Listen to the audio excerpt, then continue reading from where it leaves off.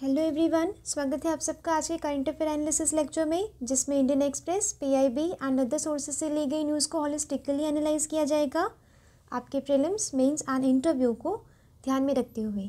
ये लेक्चर आपके UPSC and state PCS exams के लिए उपयोगी साबित होगा।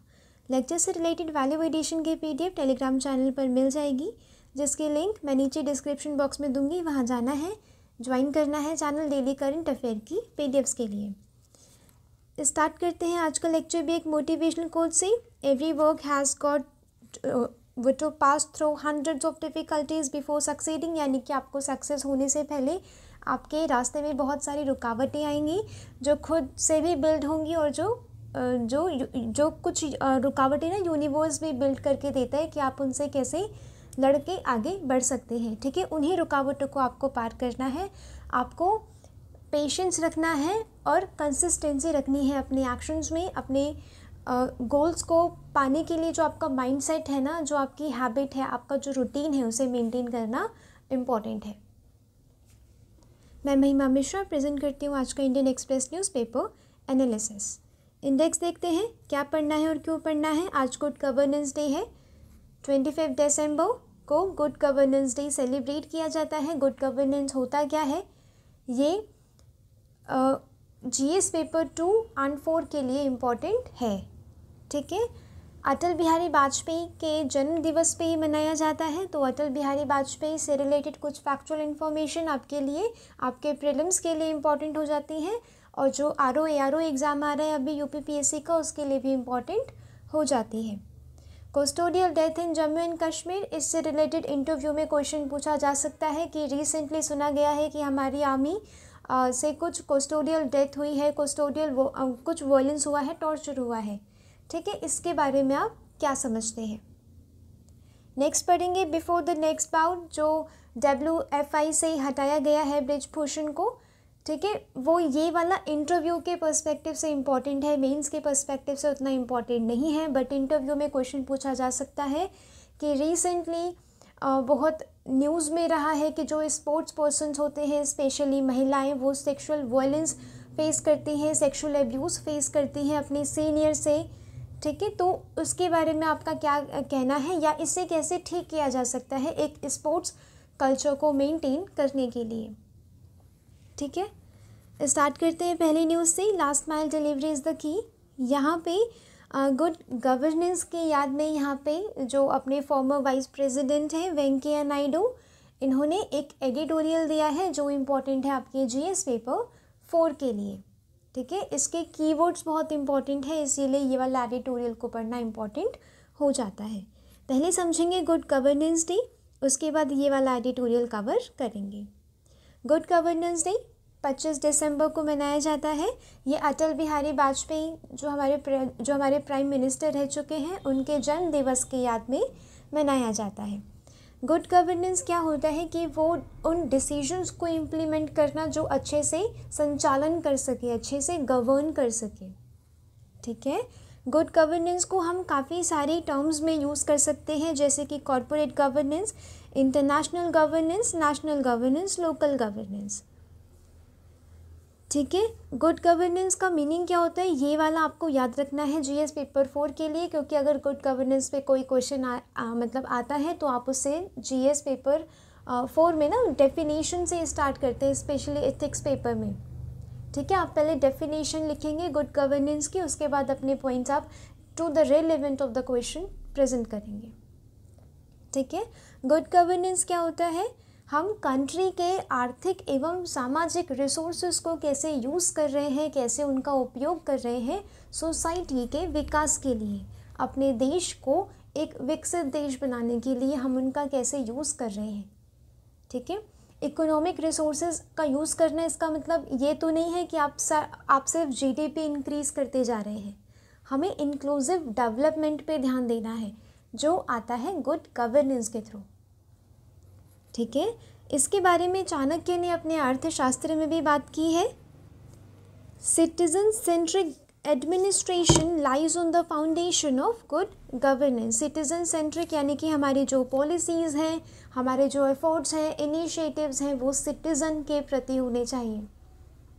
ठीक है, जैसे कि करप्शन को रिड्यूस करने का कोई एफर्ट लिया गया है तो वो सिटीज़न सेंट्रिक है।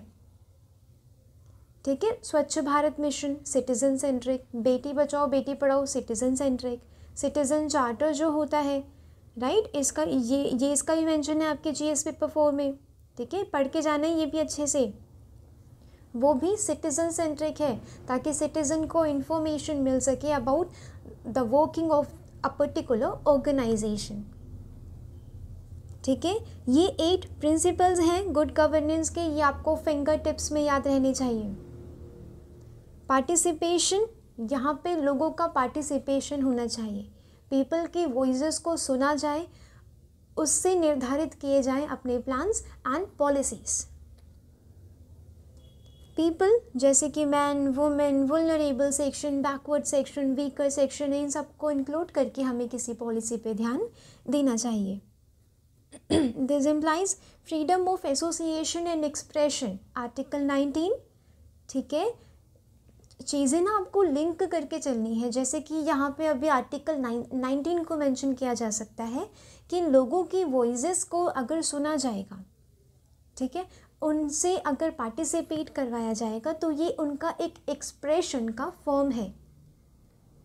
ठीक है, जिसके लिए उन्हें फ्रीडम प्रोवाइड कराई गई है हमारे संविधान की तरफ से। Rule of law, rule of law, अगर रूल ऑफ लॉ नहीं रहा ना तो वही चीज़ रहेगी, दबदबा तो है, दबदबा रहेगा, राइट। तो रूल ऑफ लॉ का मेंटेन होना ज़रूरी है। ये सुना होगा आपने, ब्रिजभूषण के बेटे का स्टेटमेंट है। तो इसीलिए रूल ऑफ लॉ होना ज़रूरी है ताकि हम किसी को ऊंचा नीचा ना समझ के हम जस्टिस को डिलीवर करें, हम अपनी पॉलिसीज़ को लास्ट माइल डिलीवरी दें। ये चीज़ें याद रखनी है इंटरव्यू के लिए भी एंड मेंस के लिए भी। और आप अगर एडमिनिस्ट्रेशन में आपका जाएंगे, मतलब जो एडमिनिस्ट्रेशन में जाएंगे, तभी भी आपको ये चीज़ें याद रखनी है हमेशा।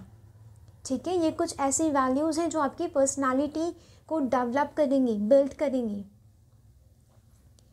कंसेंसस ओरिएंटेड यानी कि जो डिसीजन मेकिंग है वो कंसेंसस से हो, यानी कि सारे स्टेक होल्डर्स का पार्टिसिपेशन लिया जाए, उनसे कॉन्सेंट ली जाए कि ये जो डेवलपमेंट एफर्ट है या इनिशिएटिव है ये किसी सेक्शन को नुकसान ना पहुंचाए। इंक्लूसिवनेस हो, ठीक है, इसमें इंक्लूसिविटी हो, सबको इंक्लूड करके एक साथ आगे बढ़ा जाए। ये आपको ऐसे कीवर्ड्स यूज़ करने ज़रूरी हैं आपके इंटरव्यू में। वही इक्विटी एंड इंक्लूसिवनेस होती है गवर्नेंस में। ये एक इक्विटेबल सोसाइटी को इस्टेब्लिश करने के लिए काम आता है। इक्विटेबल सोसाइटी का मतलब है कि कुछ एफर्मेटिव एक्शंस लिए जाएं उन लोगों के लिए जो वुलनरेबल है, जो पिछड़े हुए हैं अभी भी। ठीक है, उन्हें आपको आगे बढ़ाना है। जैसे कि कुछ पिछड़े एरियाज़ हैं यूपी के, बिहार के, बहुत सारे स्टेट्स के, उसे पीएम मोदी ने बैकवर्ड एरियाज़ ना बोल के उसे एस्पिरेशनल एरियाज़ बोला। ठीक है, इसीलिए ये कुछ कीवर्ड्स आपके लिए इम्पॉर्टेंट हो जाते हैं कि आप लोगों को बैकवर्ड ना माने, आप उन्हें एक लक्ष्य माने। ठीक है, कि इनकी समृद्धि, इन्हें आगे बढ़ाना, इनका विकास ही हमारा लक्ष्य है। People should have opportunities to improve और मेंटेन देयर वेलबींग। ये चीज़ें याद रखनी है, आपके आंसर्स में काम आएंगी। इफ़ेक्टिवनेस एंड एफिशिएंसी, यानी कि एफिशिएंसी होनी चाहिए। For example direct benefit transfer से क्या हुआ है, आप जो पॉलिसीज़ थी सरकार की उनका फ़ायदा सीधे लोगों को पहुंच रहा है, ये एफिशिएंट हुआ है। ठीक है, एफिशिएंसी आई है इसमें। Effectiveness and efficiency is important. Effectiveness का मतलब होता है कि आपकी पॉलिसीज़ सच में लोगों को फ़ायदा पहुंचा रही है कि नहीं, और इफ़ेक्टिवनेस होता है टाइम बाउंड। ये नहीं कि कोई एक पॉलिसी आई उसमें सालों साल कोई काम ही नहीं चल रहा है। ठीक है, एफिशिएंसी होनी चाहिए, आपका टाइम बाउंड लक्ष्य होना चाहिए कि इस टाइम पीरियड के दौरान हमें इतने सारे लोगों को फ़ायदा पहुंचा के रहना है। अकाउंटेबिलिटी होनी चाहिए। ठीक है, अकाउंटेबिलिटी रहेगी तो क्या होगा, हम यहाँ पे ब्यूरोक्रेट्स को और जो ऑफिशियल्स हैं उन्हें अकाउंटेबल ठहराएंगे कि आपका इम्प्लीमेंटेशन सही है कि नहीं है। लोगों को तो कोई फ़ायदा नहीं दिखा, ठीक है। ऐसे करके अकाउंटेबिलिटी इस्टेब्लिश करनी इम्पॉर्टेंट है, तभी वो एफिशिएंट एंड इफेक्टिव काम कर पाएंगे। Governmental institutions, private sector, civil society organizations should be held accountable to the public और institutional stakeholders, ठीक है। याद रखना है ट्रांसपेरेंसी मतलब प्रोसेस ओपेक नहीं होना चाहिए, पर्दे के पीछे नहीं होना चाहिए, ट्रांसपेरेंसी होनी चाहिए, ठीक है। अभी मैंने कल परसों पढ़ा था न्यूज़ में कि जो आरटीआई के केसेस है ना वो सबसे ज़्यादा पेंडिंग है महाराष्ट्र में। इसका मतलब तो ये है ना कि वहाँ के ऑफिशियल्स उतना रिस्पॉन्स नहीं दे रहे हैं पिटीशंस को या फिर आरटीआई की एप्लीकेशंस को। ये ट्रांसपेरेंट प्रोसेस नहीं है, लोगों को इंफॉर्मेशन लेने का अधिकार है, ठीक है। एक रिस्पॉन्सिवनेस होनी चाहिए कि सारे स्टेक होल्डर्स को आपकी पॉलिसीज सर्व करें in a reasonable period of time. Challenges क्या होते हैं गुड गवर्नेंस के? सबसे पहले वुमेन एम्पावरमेंट, ये एक चैलेंज तो नहीं है बट वुमेन एम्पावर्ड नहीं है, ये चैलेंज है। वुमेन आज भी पर्दे के पीछे रहती हैं, पैट्रियार्की है, ठीक है, जिस वजह से उनकी उतनी सेइंग नहीं हो पाती, उनकी वॉइस नहीं आ पाती बाहर कि उनके इश्यूज़ क्या हैं, उनके मुद्दे क्या हैं और क्या उन्हें नीड्स हैं, ठीक है। Women are not adequately represented in government institutions and allied sectors. Women अभी भी बिल्कुल हाउस होल्ड अफेयर्स तक ही सीमित हैं। करप्शन, ये तो सबसे बड़ा एक गुड गवर्नेंस के आड़े है, ठीक है, एक हर्डल है। करप्शन क्या है कि बड़े बड़े हाई टू लो क्या है, पब्लिक ऑफिशियल्स अगर करप्शन में इन्वॉल्व रहेंगे तो वीकर सेक्शन अलग रह जाएगा, उनके पास पॉलिसीज़ का कोई फ़ायदा नहीं होगा। अगर सेंट्रल गवर्नमेंट अगर फंड दे भी रही है तो वो ये लोग खा लेंगे, ठीक है। जो हायर टू लो ऑफिशियल्स होते हैं ना वो लोग खा लेंगे तो क्या मिलेगा उन्हें। इसीलिए करप्शन एक सबसे बड़ा चैलेंज माना जाता है गुड गवर्नेंस के लिए। Delay in justice, delay in justice का तो पता ही आप सबको कि 7-7 साल 13-13 साल लग जाते हैं जस्टिस को डिलीवर करने में, ठीक है। गुड गवर्नेंस ना ये सिर्फ एडमिनिस्ट्रेटिव सर्विसेज तक ही सीमित नहीं है। गुड गवर्नेंस होता है एक जस्ट, इक्वल एंड एक इक्विटेबल सोसाइटी इस्टेब्लिश करना। जस्टिस, एक मतलब जस्टिस देना लोगों को, ठीक है। कॉमन मैन को, अब जो आम आदमी होते हैं वो उन्हें बहुत सारा या तो पैसा लगाना पड़ता है, अब उनकी अफोर्डेबिलिटी उतनी होती नहीं, अब इतना करप्शन होता है कि सबके सब घूस मांगते हैं, तो वो न्याय कहाँ से ले। Centralization of administrative services. Governments at lower level can only function efficiently if they are empowered to do so.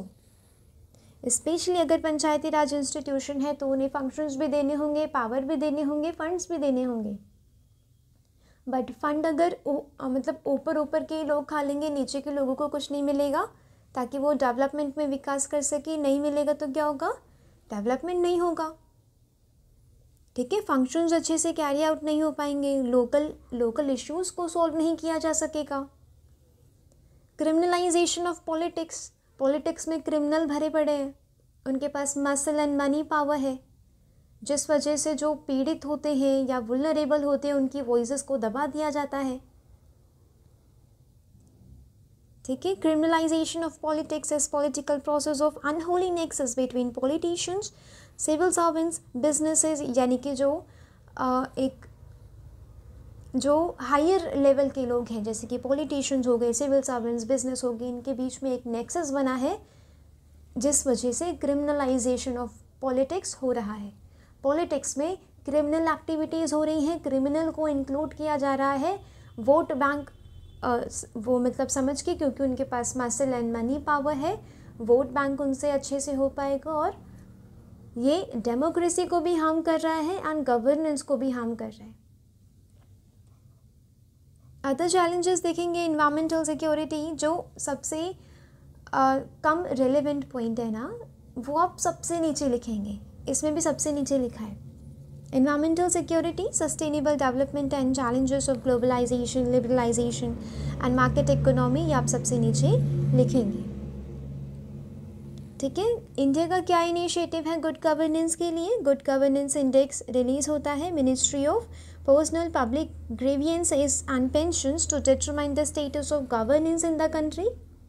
हमारे देश में गवर्नेंस है कैसा, इसके लिए एक इंडेक्स होता है जिसमें स्टेट्स का पता लगाया जाता है कि कौन सा स्टेट ज़्यादा अच्छे से गवर्न कर रहा है सिटीजन्स को।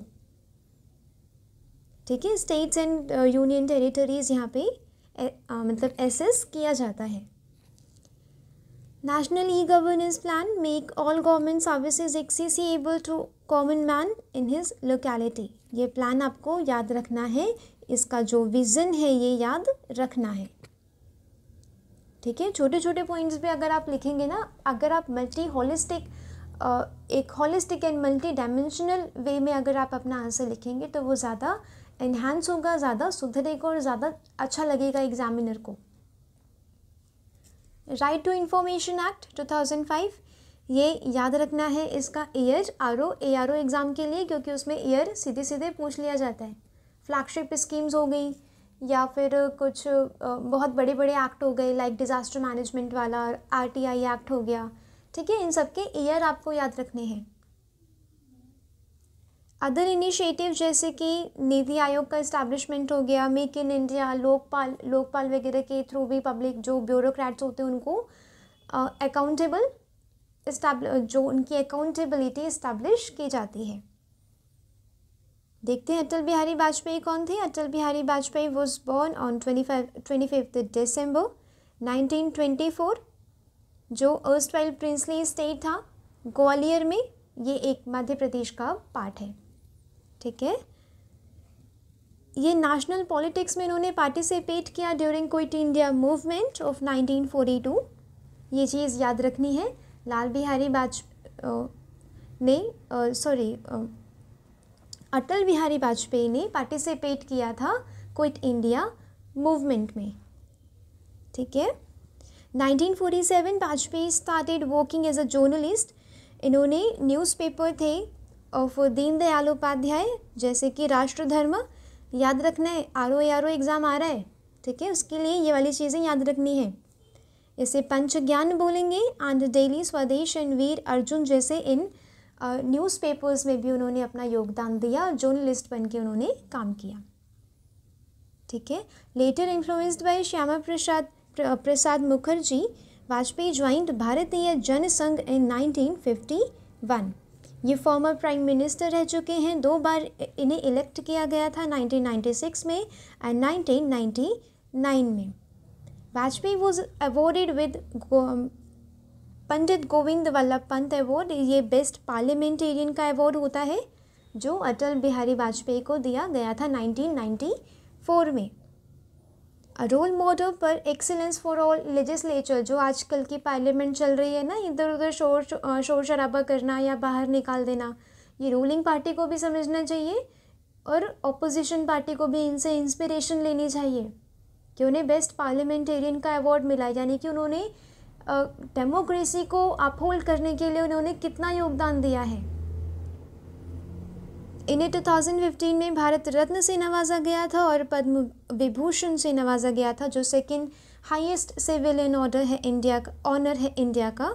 1994 में इन्हें नवाजा गया था, 2015 में भारत रत्न। न्यूज़ में है अटल बिहारी वाजपेयी, इनसे रिलेटेड जो भी मैंने फैक्चुअल इन्फॉर्मेशन अभी पढ़ाई वो पढ़ लेना, इम्पॉर्टेंट है। ठीक है, नेक्स्ट इम्पॉर्टेंट देखेंगे होल्ड टू अकाउंट। 2 वीक पहले क्या सुप्रीम कोर्ट ने आर्टिकल 370 को हटाया था, जो उसका एब्रोगेशन था उसे कॉन्स्टिट्यूशनली वैलिड कहा था कि आर्टिकल 370 का जो एब्रोगेशन हुआ है, जो हटाया गया है, वो संवैधानिक रूप से सही है। ठीक है, अब वहाँ पे PM मोदी ने उसके बाद एक स्टेटमेंट दी कि ये लीगल जजमेंट नहीं है, एक उम्मीद की किरण है और जम्मू कश्मीर के एक सुनहरे भविष्य की ओर अग्रसर हो रहे हैं हम। अब उसे बीते 10 दिन भी नहीं हुए, बट क्या हुआ, वहाँ पे ह्यूमन राइट्स वायोलेशंस देखे गए। सबसे पहले क्या हुआ, हमारे 4 सोल्जर्स थे, सिक्योरिटी पर्सनल्स थे, उनकी डेथ हुई आतंकवादी मुठभेड़ में। ठीक है, अब क्या है, अब वहाँ के 8 सिविलियंस को पकड़ के पूछताछ इन्होंने की। 3 सिविलियंस की जान एक ही दिन में चली गई। ठीक है, उसी रात को 3 सिविलियंस मारे गए और कुछ इंजर्ड हुए हैं जिन्हें हॉस्पिटलाइज्ड किया गया है। अब सिविलियंस के फैमिली मेम्बर्स ये कह रहे हैं कि मेरा बेटा सिक्योरिटी पर्सनल था, क्या हमने जो योगदान दिया था उसका ये हमें सिला मिला। ठीक है, कि यहाँ पे ह्यूमन राइट्स वायोलेशंस के उल्लंघन का, ठीक है, कुछ आरोप लगा रही है फैमिली मेम्बर्स। ठीक है, यहाँ पे समझना ज़रूरी है इंटरव्यू के लिए कि वहाँ पे पीस लेके आने के लिए हमें इन्वेस्टमेंट चाहिए।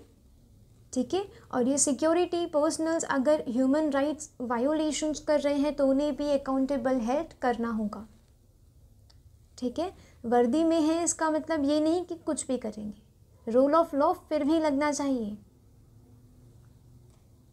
Sustaining peace requires constant investment, ये इंटरव्यू के लिए बहुत इंपॉर्टेंट है, पढ़ के रखना है। ठीक है, सस्टेनिंग पीस ये मतलब इन्वेस्ट करना बहुत इंपॉर्टेंट है। लोकल पीपल को एजुकेशन, हेल्थ, इन सब में इन्वेस्ट करना चाहिए ताकि एक ट्रस्ट बना रहे गवर्नमेंट पे, सरकार पे। और सिक्योरिटी पर्सनल्स को भी ऐसे ह्यूमन राइट्स वायोलेशंस नहीं करने चाहिए। ये क्या कर रहा है, ये ट्रस्ट को एरोड कर रहा है। जो भरोसा है ना लोगों का आर्मी के ऊपर, अभी हम जो पुलिस वालों के ऊपर भरोसा करते हैं कि हाँ अगर घर के बाहर पुलिस वाले हैं या रोड पे, चौक पे पुलिस वाले हैं तो हम सुरक्षित महसूस करते हैं, राइट। अब वो चीज़ अगर पुलिस वाले ही ह्यूमन राइट्स वायोलेशंस करेंगे तो हमारा उन पे जो भरोसा है वो टूट जाएगा। वैसा ही अभी जम्मू कश्मीर में भी हुआ। तो लोगों का भरोसा ना बना के रखना पड़ेगा अगर वहाँ पे वही गुड गवर्नेंस लेके आना है। तो ऐसे आपको लिंक करके अपने मेंस एंड इंटरव्यू में आंसर लिखना एंड बोलना होता है।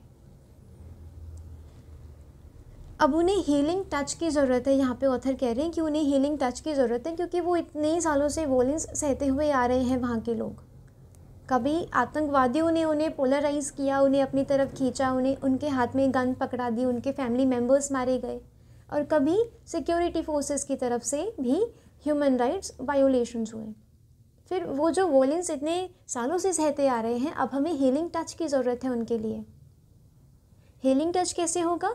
आप उन्हें सुविधाएं दें, जो पूरे भारत में सुविधाएं हैं, जैसे कि वहाँ पे education and health care services का विस्तार करना चाहिए। ठीक है, लोगों को शिक्षा मिले तब वो पता लगा पाएंगे कि अच्छा वो बैड है, इंडिया हमारे लिए गुड है। जो आतंकवादी हमें गन वन पकड़ा देते हैं वो अपने मतलब के लिए एक वॉर टाइप सिचुएशन इस्टेब्लिश करना चाहते हैं। ठीक है, इससे बनेगा नया Kashmir. The promise of a good compensation is the right step, but much more significant, pressing the need to make it clear that one in नया कश्मीर।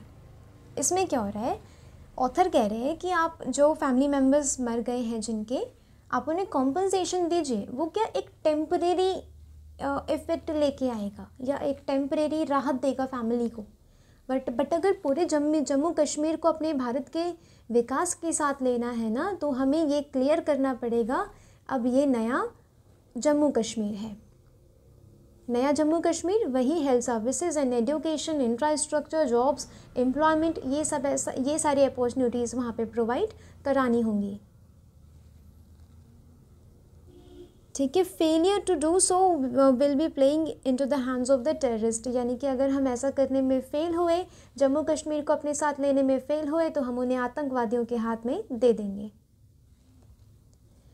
ठीक है, आपको ऐसा ही बोलना है इंटरव्यू में कि वहाँ पे कितना इम्पॉर्टेंट है इन्वेस्टमेंट, वहाँ के लोगों का भरोसा। ठीक है, उनका दिल जीतना ज़रूरी है वहाँ के लोगों का। नेक्स्ट इम्पॉर्टेंट, ये भी इंटरव्यू पॉइंट ऑफ व्यू से इम्पॉर्टेंट है, मेंस के पॉइंट ऑफ व्यू से उतना इम्पॉर्टेंट नहीं है। रेसलिंग फेडरेशन ऑफ इंडिया, जिसका इलेक्शन हुआ था 21 दिसंबर को, ये एक ऑल मेल बॉडी है। 15 मेंबर बॉडी है ये, ठीक है। इसमें 13 पर्सन कौन थे, जो बृजभूषण जिनका सपोर्ट करते थे। और बृजभूषण पे एलिगेशंस लगाए गए हैं कि उन्होंने कुछ स्पोर्ट्स पर्सन स्पेशली वुमेन का जो रेसलर्स थी उनका सेक्सुअल एब्यूज़ किया, ठीक है, सेक्सुअल हैरेसमेंट हुआ उनका। अब इससे क्या है, स्पोर्ट्स मिनिस्ट्री ने ये बिल्कुल सस्पेंड कर दिया है, ठीक है, रेसलर्स फेडरेशन ऑफ इंडिया को अभी सस्पेंड कर दिया गया है। ओलंपियन साक्षी मलिक का दुख आपको पता ही है, ठीक है। उन्होंने प्रेस कॉन्फ्रेंस में अपने शूज़ टेबल पे रख दिए थे, उन्होंने रेसलिंग छोड़ दी। और बजरंग पूनिया है, उन्होंने अपना पद्मश्री उन्होंने वापस दे दिया। ये जो प्रोटेस्ट चल रहा है, क्या ये एक प्रोटेस्ट जो चल रहा है, जो एलिगेशंस लगे हैं या जो अब स्टेटमेंट्स आ रहे हैं, दबदबा तो है, दबदबा तो रहेगा, ठीक है, क्या ये हमारे कंट्री के स्पोर्ट्स कल्चर के लिए सही है? अब पहले क्या फैमिलीज़ होती थी, लड़के लोग चले जाते थे खेलने कूदने, फुटबॉल क्रिकेट एंड रेसलर्स वगैरह बन जाते थे, पहले वो होता था। अब वो क्या है, अब फीमेल भी इस फील्ड में ज़्यादा बढ़ चढ़ कर पार्टिसिपेट कर रही हैं, उनकी फैमिलीज़ भी अब उन्हें भेज रही हैं, ठीक है, स्पोर्ट्स में। अब ये क्या सही सिग्नल है हमारी सोसाइटी के लिए, हमारी कंट्री के लिए? ये इससे सही मैसेज नहीं जाएगा। सबसे पहले तो आपको ये कहना है अपने इंटरव्यू में कि स्पोर्ट्स कल्चर को मेंटेन करना ज़रूरी है। अभी हम बहुत सारे हमने गोल्ड एंड सिल्वर मेडल्स हमने जीते हैं, ब्रॉन्ज मेडल जीते हैं, इंडिया का एक नया नाम हुआ है मतलब वर्ल्ड के स्पोर्ट्स कल्चर में। अब ये नाम डूब जाएगा अगर ऐसे डोमिनेटेड पर्सन आए तो, ठीक है। These developments and the unsavory conduct of the victors portend the disturbing trend for the sports and civil society that need to be examined। यानी कि अगर वुमेन की सेफ्टी को इंश्योर करना है कंट्री में, स्पोर्ट्स में, तो ये जो डोमिनेटेड पर्सन आए हैं ना, और जो इनकी विक्ट्री है, क्योंकि बृजभूषण के सन का स्टेटमेंट भी यहाँ पे मैटर करता है, दबदबा था, दबदबा रहेगा। What is this? क्या ये डेमोक्रेटिकली इलेक्ट किया गया है इन्हें? ठीक है, इस पर भी क्वेश्चन राइज होता है। यहाँ पे क्या है, अब इंटरव्यू में आपके लिए काम का मटेरियल क्या है कि आपको बोलना है कि इन पर्सन्स के खिलाफ सबसे पहले तो कड़ी कार्यवाही होनी चाहिए, इन्वेस्टिगेशन अच्छे से करके, ठीक है, और वो भरोसा मेंटेन करके रखना है कि वुमेन की सेफ्टी रहेगी। वुमेन की सेफ्टी के लिए एक स्पोर्ट्स पॉलिसी आनी चाहिए जिसमें कुछ ऐसे जो डोमिनेटर्स हैं इन्हें हटाया जाए, इनके खिलाफ कड़ी कार्यवाही की जाए।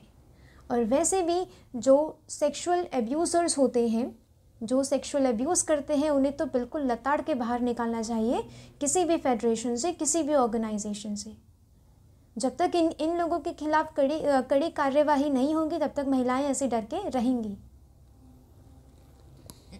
Finding better career and job opportunities in sport apart from the glory that comes from the medal they win. यानी कि अब पेरेंट्स क्या है, अब पेरेंट्स सोच रहे हैं कि स्पोर्ट्स में भी एक करियर हो सकता है। पहले क्या था कि खेलोगे कूदोगे तो बनोगे खराब, ठीक है, अब वो नहीं है। अब ये स्पोर्ट्स कल्चर हम जो एक माइंडसेट थी, एक माइंडसेट था, एक मेंटालिटी थी, अब वो चेंज हो रही है, ठीक है। स्पोर्ट्स में अपनी बेटियों को लोग भेज रहे हैं, और ऐसे अगर केसेस होंगे तो एक गलत मैसेज जाएगा सोसाइटी में। In this context suspension of elected body, यानी कि आप इलेक्टेड बॉडी को अगर आप सस्पेंड कर देंगे तो ये सिर्फ ये काफ़ी नहीं होगा, हमें रीस्टोर करना है, ठीक है। जो वुमेन का स्पोर्ट्स से, स्पोर्ट्स फेडरेशन से या ऑर्गेनाइजेशन से, सरकार से जो भरोसा उठ चुका है, हमें उसे रीस्टोर करना है।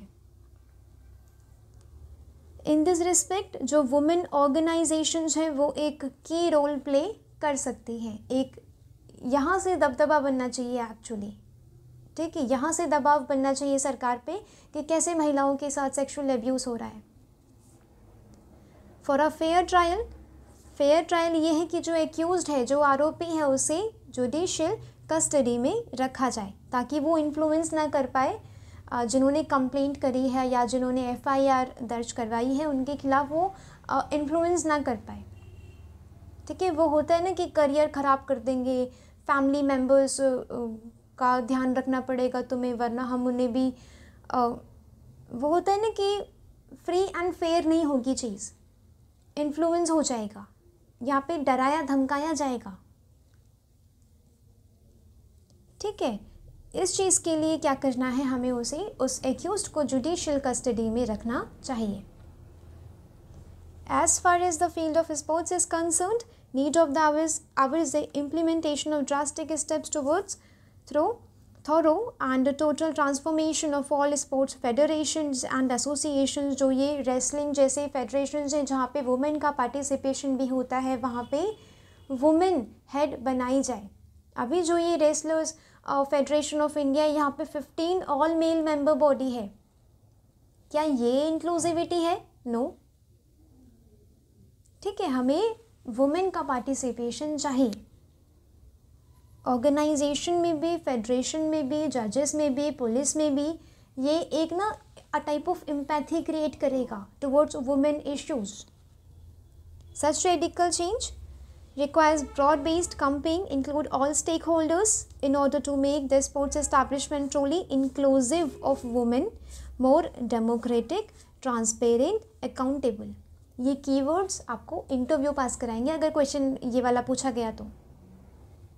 ठीक है, in this challenging scenario the spirit and strength of wrestlers agitations है जंतर मंतर, जो उनका जंतर मंतर वाला एजिटेशन वो वाला प्रोटेस्ट पे आप सबको पता है, उसकी जो स्पिरिट है वो स्ट्रेंथन करके रखनी होगी।